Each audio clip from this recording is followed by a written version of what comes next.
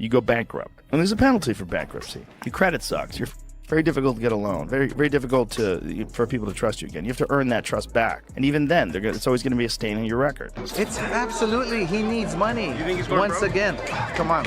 Fighters like that always go broke. Yeah, he's stupid. He's an idiot. He loves the fame and he loves the money. So ultimately, if you're just that money hungry and that fame hungry, you're going to just do whatever. You don't care what it is. So here's what went down. Joe Rogan completely tore into Jake Paul, calling out how all these lawsuit dramas and rigged fight allegations have basically ruined his boxing credibility for good. People are saying Paul's whole record is just smoke and mirrors now, built on cherry-picked opponents and manufactured hype instead of real skill. Even if these legal battles disappear tomorrow, the damage is already done. Combat sports runs on trust, and once people start questioning if your fights are legit, your victories become meaningless and your achievements turn into punchlines rather than respected accomplishments. That reputation follows you way longer than any prize money ever could. Because there's a price that you pay that is not worth it. The whole thing's just not worth the headache.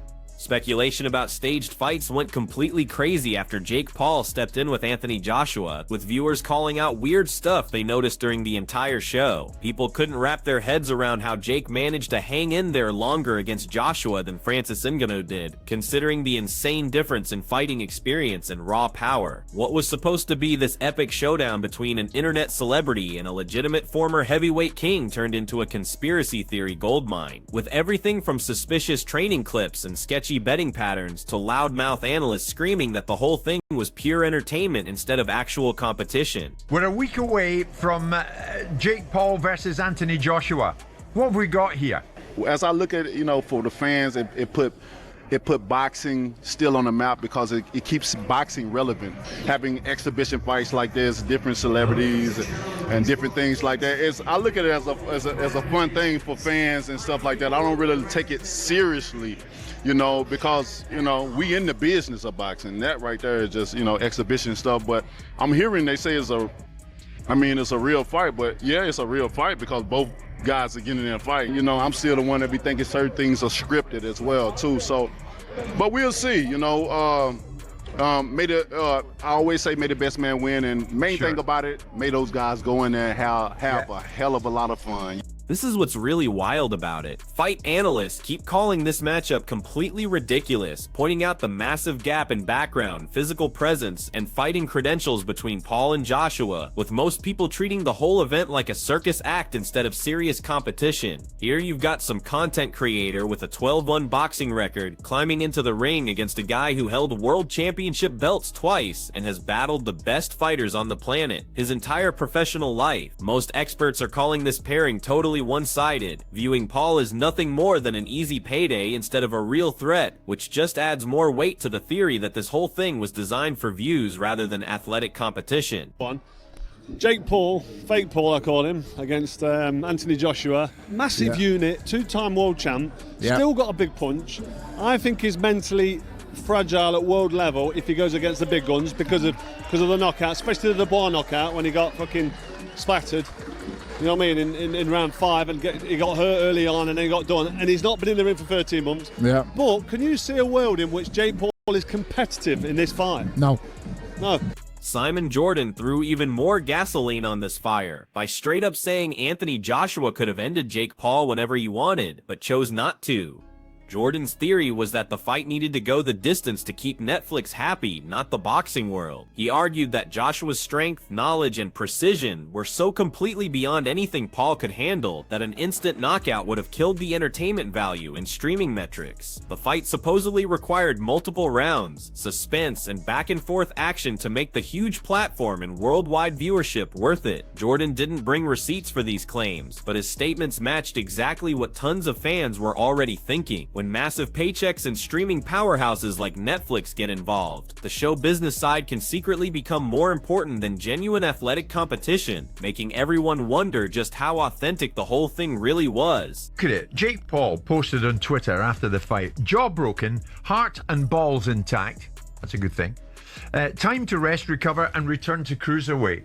I mean, he's coming out of it as if, well, Yeah, I got battered in the end, but boy. That's what he will do. I mean, it depends what you think this was.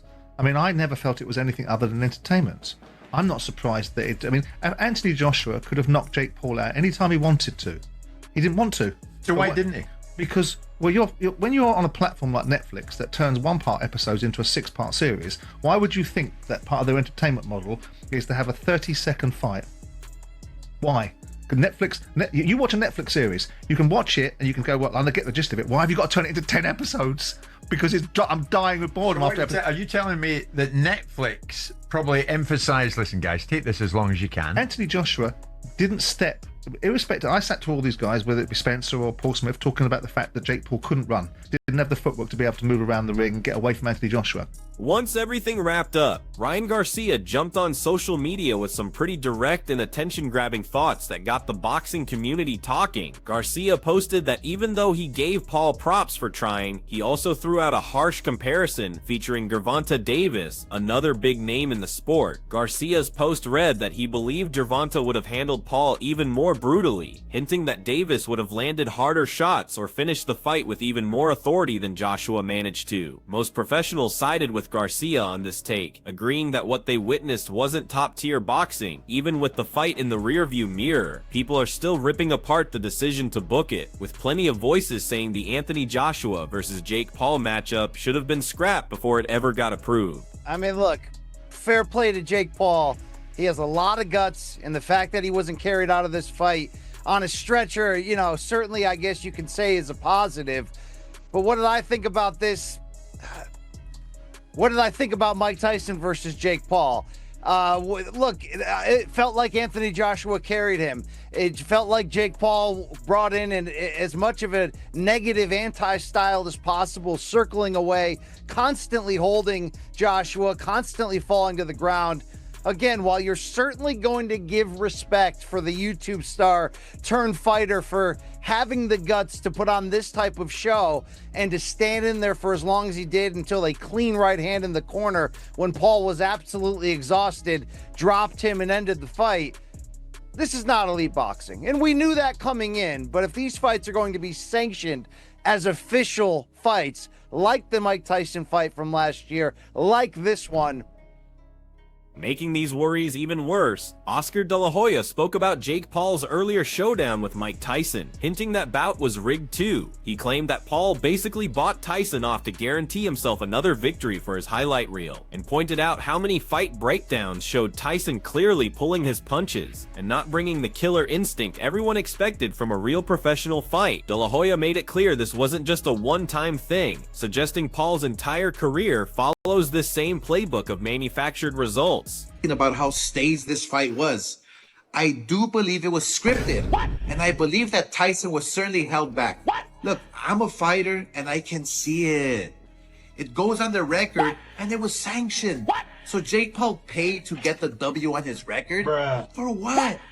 For your own personal satisfaction? Bruh. I keep telling you, if you want to be a real fighter, like you say you want to be, Even though Tyson has pushed back against claims that the fight followed a script, his showing left tons of fans feeling let down and wondering if this bout should even count toward his official fight history. For a legend like Tyson, the complete absence of that famous aggression was impossible to ignore, casting serious shadows over whether anything about the fight was genuine. Who Kid, recently broke some news about how he spoke to one of the Paul brothers and that they had an agreement that no one was supposed to get severely injured and that the fight had to last at least through the 6th round. As I was watching the fight, I'm like, damn, it looked like Mike came out a little hot, and I saw him do this one thing where he kept biting his gloves. I know there was a big age discrepancy here, right? Jake Paul being 27, Mike Tyson being 58, of course. But I'm thinking to myself, I'm like, is he biting onto his glove to hold back? Because it looked like he had something there. Even some of the jabs Mike threw, I'm like, he stopped his punch. I'm not trying to be conspiracy theorist here, but thinking to myself, I'm like, I don't know if Mike completely exerted himself or he just got really tired. I don't know about it being rigged or not, but I do feel bad for people who really are invested in the sport. You want to know why I also think it might be a bit rigged? When the fight ended, Jake Paul kept calling out other fighters, and he kept referencing, you guys need me, you guys need me, and I'm realizing he's meaning his money. So if boxers and people in the industry know that, hey, if we go get with Jake Paul, we'll make X amount, I wouldn't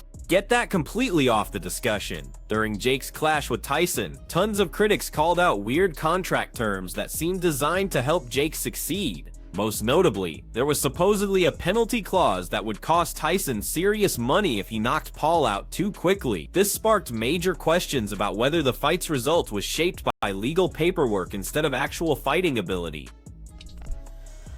Y'all already know I'm mad about this fight. I really wasn't even going to talk about it because I already felt like it was a setup. But when Trick Daddy Dollars posted this on Instagram, it really just confirmed and solidified everything. So, Trick Daddy Dollars posted this on Instagram, and I'm going to read it to social media. So, it says the rules for the Mike Tyson versus Jake Paul fight are designed to favor Jake Paul. These include: the rules are extremely favorable to Jake Paul. The contract will incentivize Mike Tyson to lose and give Jake Paul an opportunity to choose himself as a winner. The first stipulation in the contract will punish Tyson for knocking out Jake because he is paid on a sliding scale per round. If Tyson knocks Jake out in the first round, he would receive no money. If he knocks him out in the second round, he would only make a small amount of cash. For Tyson to make the most money, he needs to survive all 8 rounds, which means avoiding knocking Jake Paul out. If the fight goes to a split decision, it favors Jake Paul because the judges have to be approved by Jake Paul. I'm gonna let y'all read that.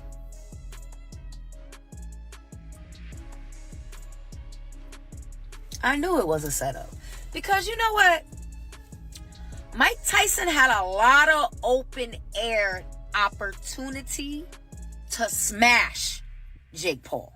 And he didn't do it. And I'm just like, David Hay brought up another angle, warning that Paul might be making a huge mistake by underestimating what it means to face a legitimate top-level opponent. Hay suggested that Paul could be counting on his past experiences with potentially arranged fights to think he can handle Joshua without breaking a sweat, but Joshua has apparently turned down any scripted deals, demanding that their fight happens as a real competitive battle. Hay stressed that this creates a massive problem for Paul, since he's now looking at a genuine and extremely dangerous adversary instead of someone who might go easy on him for money or media attention. Is Anthony Joshua going to go into this fight with Jake Paul with the same mindset after seeing him fight on beat on points a 58-year-old Mike Tyson? My opinion is no.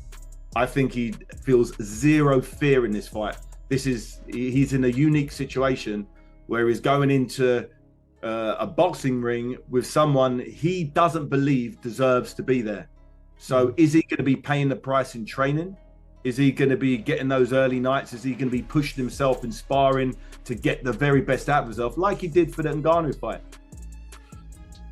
Unknown. I don't know. I don't think he will. I don't think he'll want to risk having any hard sparring just in case he gets injured. Because if he gets injured, he misses this $75 million payday against someone he doesn't believe will be good enough to be a legitimate sparring partner for him. You know what I mean? So it's a very unusual situation, very, very unusual. And, you know, obviously all the advantages are in Anthony Joshua's favor, except this one, except the mindset factor.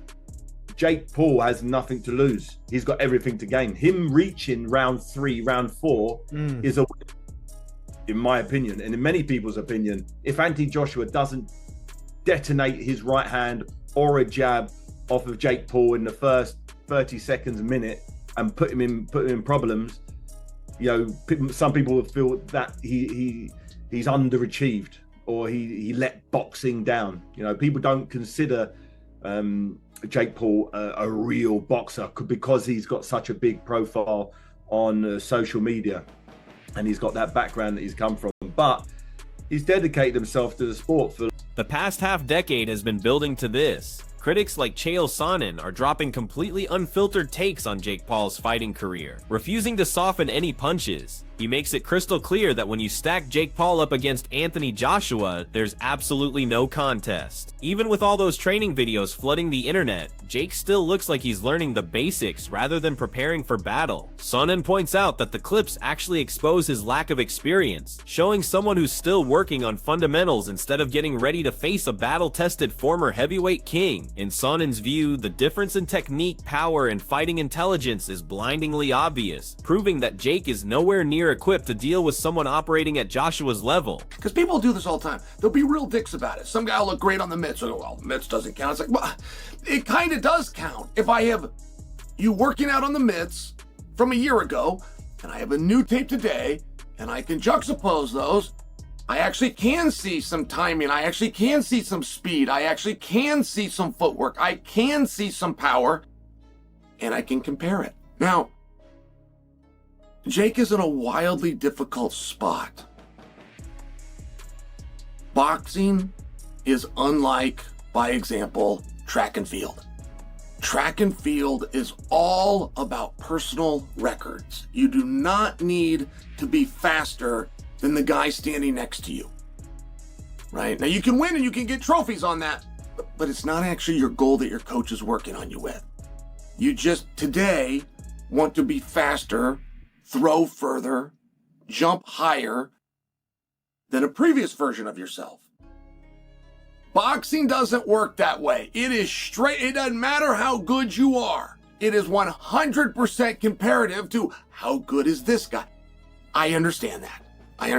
But as human beings, we have to start somewhere. And I think there are many things that are going to be wins for Jake. I do not subscribe to the idea. Now he does. He will not agree with me, but an older version of himself, as he looks back, will see that Chael makes a very fair point.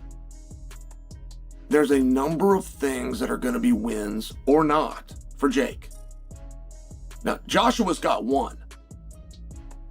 Crush that man, get your hand raised. That's it. Well, I don't see it like that for Jake. I don't see it like that. And I know you guys don't either. I know you don't, because so many people that are predicting this fight won't even happen. Or that are predicting if this fight happens, these guys are going to be nice to each other. What does this word exhibition mean? Right? There's all these things where you're trying to take away, and you're not necessarily wrong. If Jake Just making it to the ring would be a victory for him. Even with all the drama swirling around, people are dropping real cash on this fight, and the gambling aspect has become its own piece of the controversy surrounding the Paul vs. Joshua event. Everyone, from diehard fans to weekend bettors and even some celebrities, have been placing wagers on different outcomes, which is adding more intensity to the ongoing argument about whether this matchup represents legitimate athletic competition or just pure entertainment. But Rogan's reaction to Jake Paul getting dropped by Anthony Joshua actually gave props where he felt they were earned. Rogan said it was legitimately remarkable that Jake managed to survive 6 complete rounds against a proven heavyweight destroyer like Joshua. He reminded people that most doubters overlook the enormous difference in background, strength, and fighting instincts between someone who started on YouTube and turned to boxing versus a former world title holder. Even though the knockout was always going to happen, Rogan highlighted that going the distance demonstrated heart, commitment, and serious physical preparation, even if it couldn't bridge the talent gap. Look, that guy did great for someone who's been boxing for like less than a decade. He has had no real professional opponents other than Tommy Fury that were legitimate world-class boxers. I don't even remember what happened in the Tommy He lost a close decision, but it was a good fight. It was a good fight, though. He's a good boxer. If he wasn't a YouTuber, people would be way more impressed with him. Yeah. The problem is he was like a famous kid, and then no one took him seriously. Yeah. But oh, and then he started too with like more spectacle-ish fights. People were like, "Oh, this is you." He fought, Nate Robinson, like a basketball player. But the thing is, he knocked Nate Robinson. He knocked him dead. the fuck out. And yeah. it's the way he did it that I was trying to tell people. I'm like, no, that was skillful. So like, there's like boxing matches where you see two guys just slugging it out. One guy lands a punch, and yeah, he landed a good punch. What Jake did is he slid back and landed a punch. Yeah. It's like the athleticism along with the intelligence, the technique. I'm like, he's not even doing it that long. And he's also hyper competitive, even though he's wealthy. Yeah. You know, like you would assume that wealth would take away your drive for But it competition. hasn't, yeah. He's also nuts, right? Just Yeah. the fact that he's willing to fight the 2-time heavyweight champion, former Olympic gold medalist. Yeah. A guy who's gigantic in his prime, built like a Greek god. Yeah. And you're going to stand, and he's a one-punch killer.